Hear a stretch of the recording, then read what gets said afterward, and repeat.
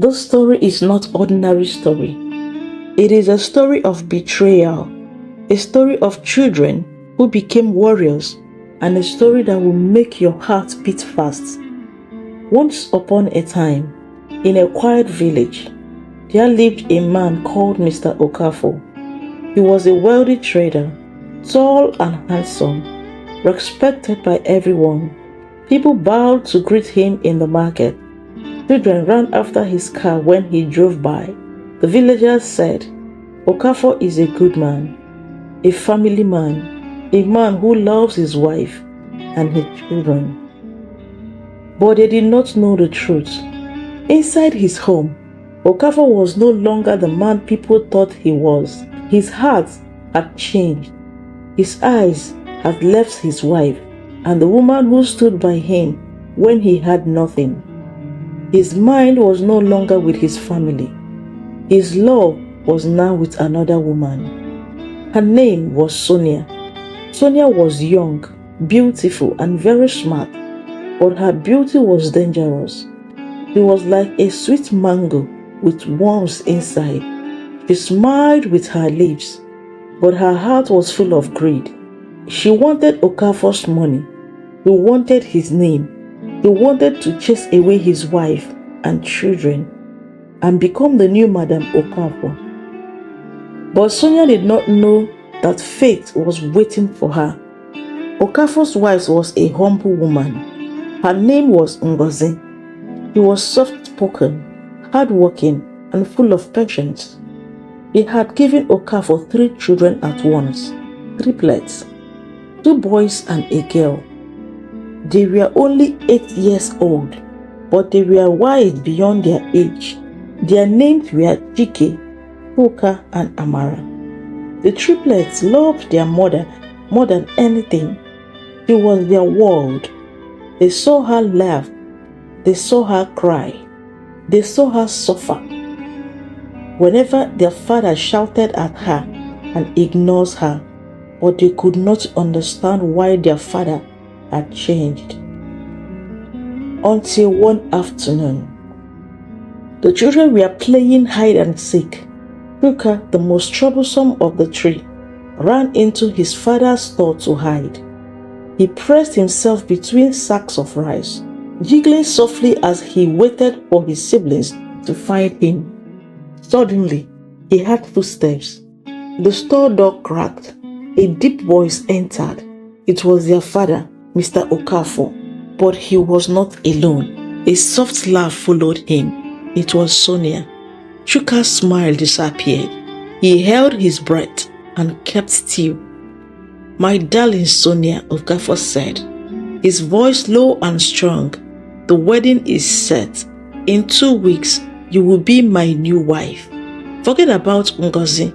She is old news. Very soon, she will leave this house with her children. Sonia clapped her hands and laughed. Ah, my sweet Okafor. I cannot wait to wear the wedding gown. I will sit in the front seat of your car and the whole village will respect me. I will be the new queen of this house. Chuka's eyes widened. He wanted to jump out and scream, Liar, you cannot take our father. But he stayed quiet. His small heart was beating like a drum. After a while, Okafor and Sonia left the store, still laughing and holding hands. Chuka crawled out from the sack, shaking. His face was pale. He ran out and called his siblings. Chike, Amara, come quickly, he shouted. They came running, curious. What is it? Chike asked. Chuka's lips trembled. I heard Papa. I heard him with Sonia. He said he will marry her in 2 weeks. He said Mama will leave this house. He wants to throw us away. Amara's mouth dropped open. She shook her head. No, that cannot be true. Papa cannot do that. He loves Mama. He loves us. But Chuka was not lying. His eyes were wet with tears. I swear, I heard it with my ears. He wants to marry Sonia and forget Mama. The 3 stood in silence. Their young minds were heavy with shock. Then slowly, Chike spoke. If this is true, we must find proof. We must be sure. And so, the triplets began to watch their father wisely and closely.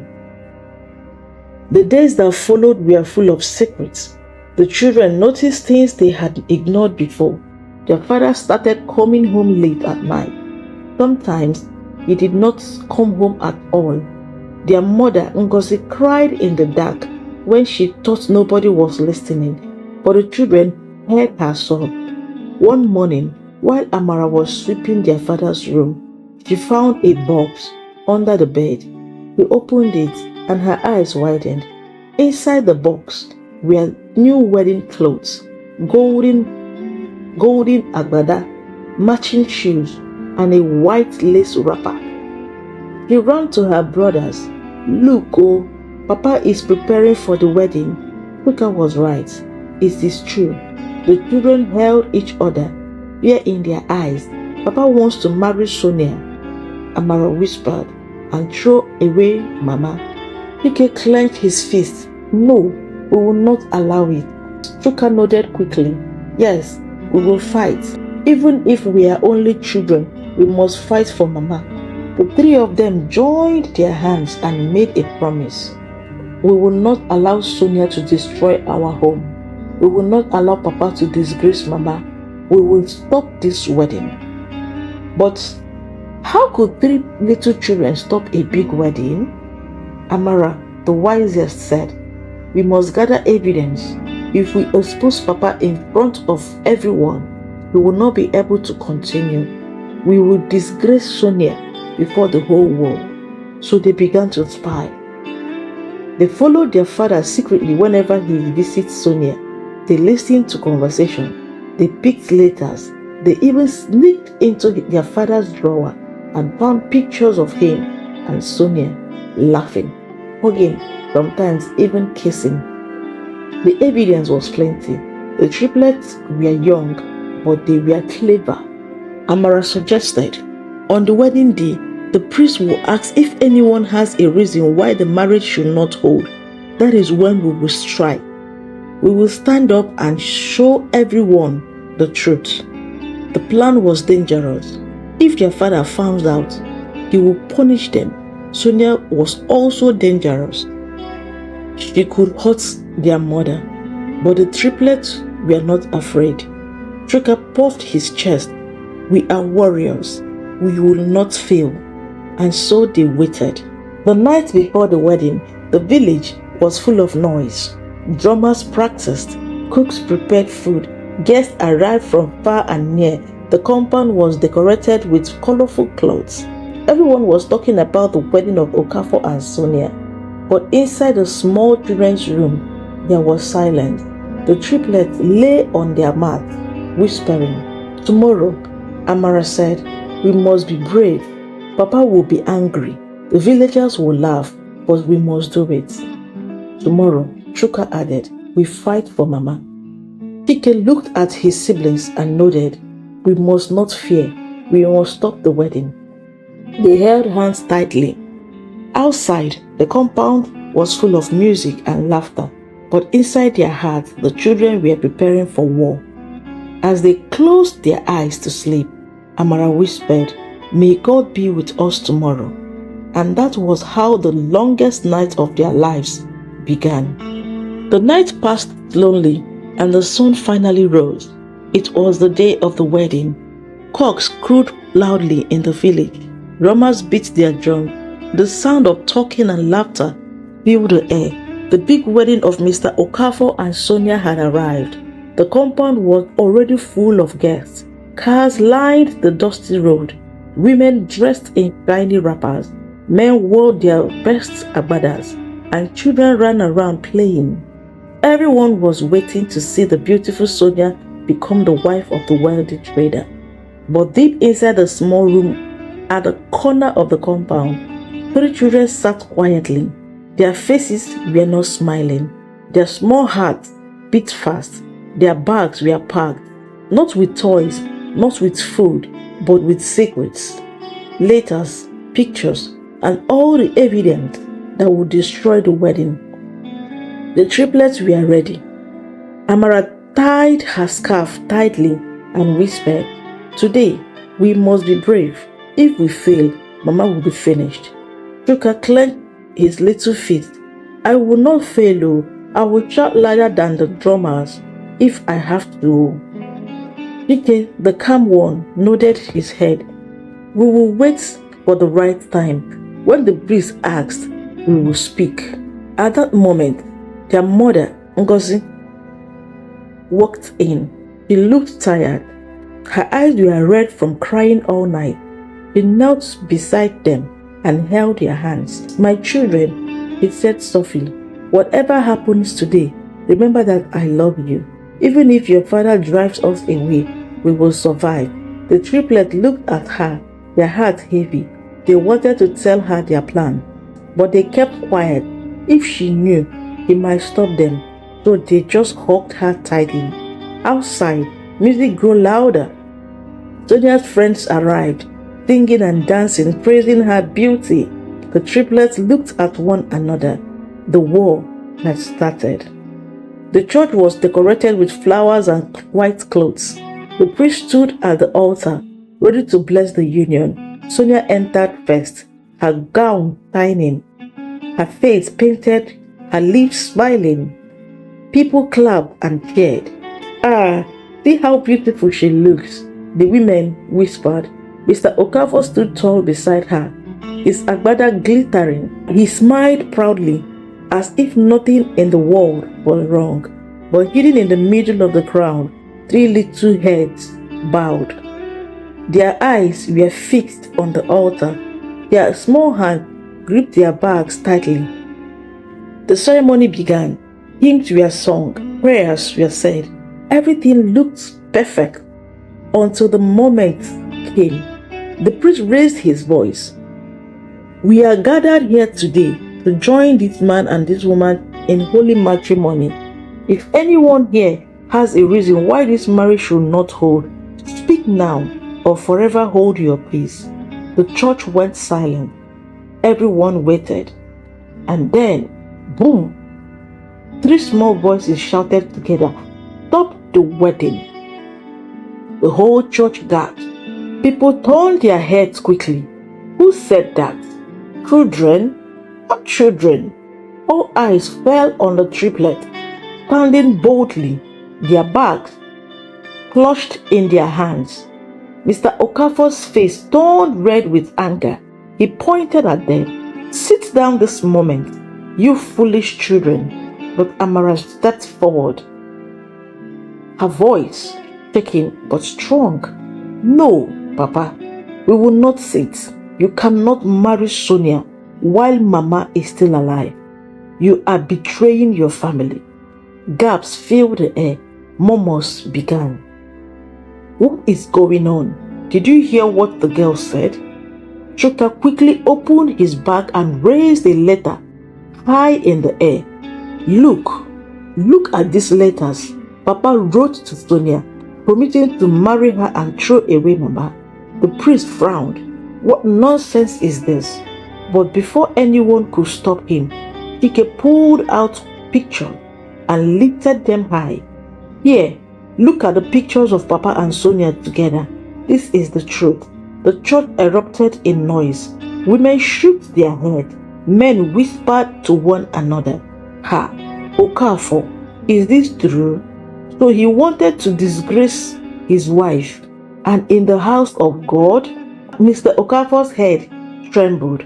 Sweat covered his forehead. He tried to snatch the papers from the children, but the crowd blocked him. "Let the children talk." Someone shouted. "Yes, let us hear them," another added. Sonia's face turned pale. Her lips shook. She tried to smile, but her voice cracked. "These children are lying. They are only children. How can you believe them?" But nobody believed her. Amara raised her chin proudly. "We are not lying. We saw it with our eyes. We heard it with our ears. Papa betrayed Mama and Sonia helped him." The priest turned to Mr. Okafor. His eyes were stern. Mr. Okafor, is this true? Are you still married to your wife? Did you promise to throw her out? Mr. Okafor could not speak. His shame was too heavy. His lips opened, but no words came out. The crowd roared. Some women hissed loudly.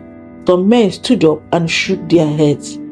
Disgrace, shame, in front of God and man. Sonia suddenly screamed.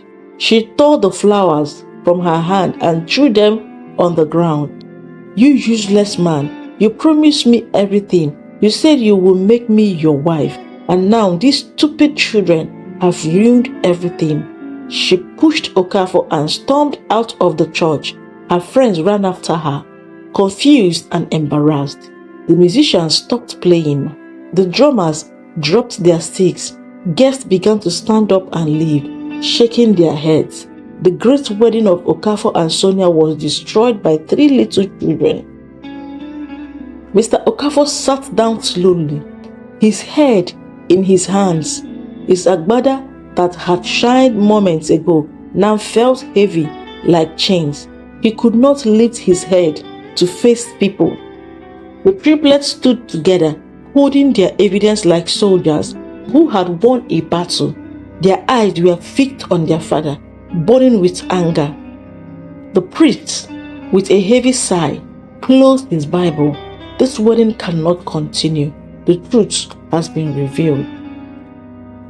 The triplets thought they had won. They thought the war was over, but they did not know that night, when the crowd had left, when the church was empty, when the music had died, their father would come home. His pride was broken, his anger was boiling, and he was ready to face the children who had disgraced him before the whole village.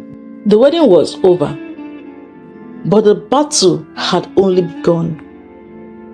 The triplets thought they had won. They thought everything was finished when Sonia stormed out of the church and the priest scattered the wedding. They smiled as they walked home with their mother. The villagers hailed them secretly. Ah, those children are brave. They saved their mother's honor. But inside Mr. Okafor's heart, there was no praise. There was only fire. When he walked out of the church, people whispered and pointed fingers at him. His name was dragged to the dust. His agbada no longer made him look powerful. He felt naked, disgraced by his own children. How dare they? He muttered. How dare 3 small children destroy me before the whole world? As he drove home, his hands shook on the steering wheel. His face was dark with rage. He thought of Sonia's angry words, of the guests who walked away, of the priest who closed the Bible with disappointment. The worst of all, he thought of his triplets standing boldly, exposing him like strangers. By the time he reached home, his anger was boiling like hot oil. At home, Ngozi sat with the children. He was relieved. He hugged them and kissed their forehead. Tears of joy rolled down her cheek. My children, you have saved me. You have saved our family. God bless you, he whispered. The triplets smiled. Their small hearts were proud. They felt like heroes. But suddenly, the compound gate banged open. It was Mr. Okafor. His face was red, his eyes like fire. He walked in with heavy steps. Everyone froze. Chuka whispered. He looks angry. Amara held his brother's hand. He strong. Do not fear. Okafor stood before them, breathing heavily. His voice thundered. You children, you disgraced me. You destroyed my wedding. You made me a laughingstock in this village. The children trembled but did not speak. He raised his hand as if to strike them. Do you know what you have done? You ruined me. But Ngozi quickly stood in front of the children. She spread her arms wide. Okafor, if you touch them, you will have to go through me. These children are not your enemies. They only spoke the truth. Okafor's hand shook in the air. He dropped it slowly, but his eyes still burned. You call this truth? You call this shame they brought upon me truth? Mara, the boldest, stepped out from behind her mother. Her small eyes stared straight into her father's eyes. Yes, Papa, it was the truth. You betrayed Mama. You planned to throw us away. If we had kept quiet, Sonia would have destroyed this family. The room went silent. Chike added softly, Papa, we love you, but we could not watch you disgrace Mama. We had to stop you. Chuka's voice shook with anger. You are our father, and we are not afraid to tell you when you are wrong. Okafor looked at them, shocked. No one had ever spoken to him like that, especially not children. His anger began to melt. His chest rose and fell heavily. Slowly, his knees bent, and he sank into a chair. His hands covered his face. I almost destroyed everything, he whispered. Ngozi watched him carefully, not trusting his words. The triplets stood close together, their hearts pounding. They could not tell if he was still angry or if he was broken. Then, to everyone's surprise, tears rolled down Okafor's cheek. He sobbed like a child. My children, I was blinded. I was foolish. I allowed greed and loss to control me. I almost threw away the woman who stood by me when I had nothing. I almost destroyed my own blood. Forgive me. Please, forgive me. The triplets looked at each other. For the first time in their lives, they saw their father cry. Ngozi slowly stepped closer. He placed her hand on his shoulder. Okafor, betrayal is a heavy wound. You broke my heart. But if you are truly sorry, you must prove it. You must never see Sonia again. Okafor lifted his head. His eyes were swollen. He nodded quickly. Yes, I would send her away. I will never go near her again. I swear. The children's eyes softened a little. Amara whispered, Papa, do not lie. We will not know. Chike added, if you betray Mama again, we will fight again. Chuka stamped his foot. Yes, we are not afraid of you anymore. Okafor looked at them, ashamed but also amazed. I see now, my own children are stronger than me. For a moment, there was silence. It looks as if the peace had returned. But peace is never this easy. Later that night, as the family sat together, a loud knock came at the gate. Everyone jumped. Who could it be at this hour? Ngozi asked. Okafor stood up, confused. He walked to the gate and opened it, and there was Sonia. Her eyes were red with anger, her makeup ruined, her voice sharp like a knife. Behind her stood two strange men, tall and rough-looking. You think you can disgrace me and escape? Sonia shouted. Okafor, you promised me marriage. You wasted my time. You wasted my life. Now you will pay. Okafor stepped back, shocked. What are you doing here? Go away. But Sonia pushed forward. The strange men followed. The triplets ran out and stood beside their mother. Their small bodies shook, but their eyes were fierce. Sonia pointed at them. You three devils, you ruined my wedding. I will deal with you today. The compound filled with fear. Okafor tried to block her, but the strange men pushed him aside. The children held each other tightly. Ngozi shouted, God help us. And that, my people, is where the real danger began. Okafor, Sonia shouted, pointing her finger at him. You disgraced me before the whole village. You allowed these little demons to scatter our wedding. You think you can dump me like trash? Tonight, you will regret it. The triplets held each other. Chuka whispered, she has come to finish us. Amara's small eyes burned. No, we will not fear her. Chike gritted his teeth. If Papa is weak, we will be strong. Okafor stepped forward, his voice shaking. Sonia, leave my house. I owe you nothing. I was blind, but my eyes are now open. Go away. Sonia laughed bitterly. You cannot throw me away. I sacrificed everything for you. You will marry me or you will suffer. The strange men began to move closer. Ngozi pulled her children behind her, trembling. But before Sonia could come nearer, Amara stepped out boldly. Sonia, she shouted, her small voice sharp. You are not welcomed here. You will never take our father. You will never destroy our mother. Leave this house. The crowd of neighbors had begun to gather outside the compound. Curious about the noise, they peeped over the fence, whispering. Chuka quickly picked one of the letters from the bag and raised it high. If you don't leave, we will show the whole village every secret you wrote to Papa. Chike joined, holding up the pictures. Everybody already knows the truth. You cannot hide. Your shame is open. The neighbors outside began to murmur loudly. Some even shouted, Shame on you, Sonia, go away. Sonia froze. Her eyes widened. She turned left and right, realizing the whole community was watching. Her pride cracked. At that moment, Okafor stepped forward for the first time in a long time. He stood tall to protect his family. He faced the two thugs without fear. Leave my house, he shouted. If you touch my wife or my children, I will fight you with everything I have. Sonia, this is the end. I choose my family. I will never see you again. The thugs looked at each other, seeing the growing crowd outside. They hesitated. The murmurs of the villagers grew louder, some even calling for the community head.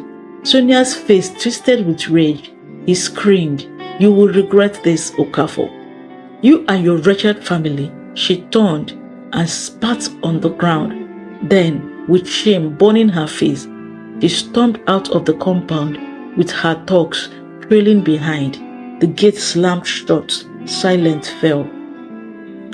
Ngozi collapsed on a chair, shaking. The children hugged her tightly. Mama, we did it, Amara whispered. Chuka cried, though his voice trembled. Sonia is gone. Chike added softly, Papa has chosen us. Okafor looked at his family. His chest was heavy with guilt. He knelt before them, tears falling again. My wife, my children, forgive me. I almost destroyed you. I allowed temptation to blind me, but never again. I swear with my life, never again. Ngozi looked into his eyes. She saw his shame, his brokenness. Slowly, she nodded. Okafor, betrayal is like a knife. It cuts deep. But for the sake of our children, I forgive you. Do not fail us again. The triplets placed their small hands on his shoulders. We forgive you too, Papa, they said together. But remember, Amara added, we are watching you. For the first time in years, Okafor laughed through his tears. He pulled them all together in his arms. From that day, Okafor changed. He became a true father again. He treated Ngozi with respect and love. He provided for his family. He provided for his children with joy. Sonia never returned, and the villagers never forgot the story. They would point at the triplets and said, those are the children who stopped their father's wedding. They saved their mother. They saved their home. Even children can see truth. Even children can fight for justice. No secret stays hidden forever. If you betray your family, shame will follow you. But if you stand for truth, even the smallest voice can bring down the strongest lie.